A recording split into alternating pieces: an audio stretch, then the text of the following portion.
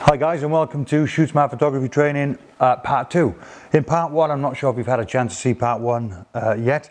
We're talking about the Yongnuo speed lights. These are the Mark IV versions, but like we indicated earlier, we've got the Mark IIs and the Mark IIIs in the studio that we very often use. If you've not seen part 1, I suggest you do. We actually use these speed lights with a model on a live shoot, just to show you how good these actually are in comparison to the Canon speed light. I'm going to make a comparison between the Yongnuos and the 580s. It's as simple as that. The Yongnuo against the Canon. Science wise, they'll both be set to manual. They'll both be 10 feet away from the subject. I'll use my trusty light meter and we'll fire them off, basically measure them for raw power and see what they're both like. I know the Canon is absolutely fantastic. I also know the Yongnuo is absolutely fantastic. We use these all the time during our training sessions, and we use these all the time during our weddings when we shoot images that look like this. So, without further ado, let's get straight down to it, and I'll be back in 2 minutes with the results. Enjoy.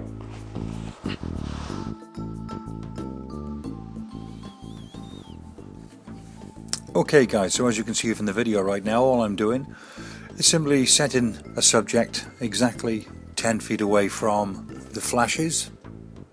We're going to measure the raw output and flash consistency of the Yongnuo Mark IVs versus the Canon 580 Mark II.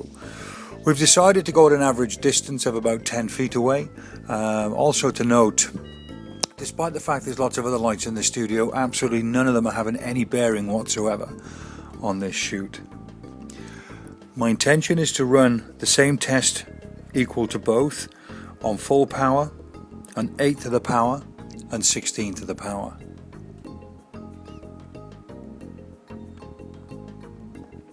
The camera settings during this test will be exactly the same. 125th of a second. The ISO we've opted for is 200 in the studio. So all we're looking for now from our light meter is simply the aperture settings and the aperture levels.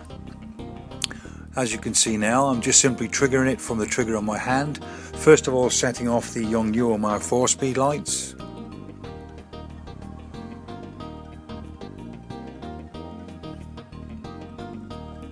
I actually run this test about 5 or 6 times just to make sure I had consistency from each of the lights.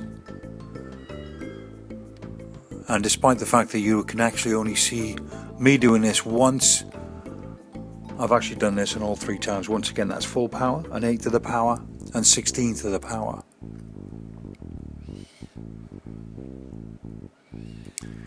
That pretty much sums up the test for the Yongnuos.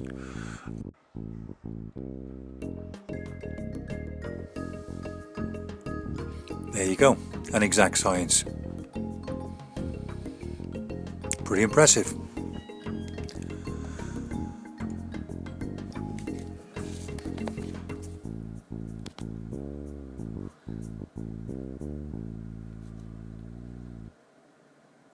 You've seen the stats, you've seen the figures. Canons, absolutely love them. 580 Mark IIs, absolutely love them. £350 Yongnuos. How amazing are the Yongnuos? I just cannot recommend them highly enough. And that's why we use them during our weddings, on our live shoots, and that's why we use them in training as well. It's all about saving money. These are comparable to these. These are absolutely fantastic. The Yongnuos are brilliant. Anything about £35, £36, I think you could pick the Mark IIs up now. The Mark IIIs and the Mark IVs, like you say, the power output on them is exactly the same, so I wouldn't panic about rushing out and buying one of these.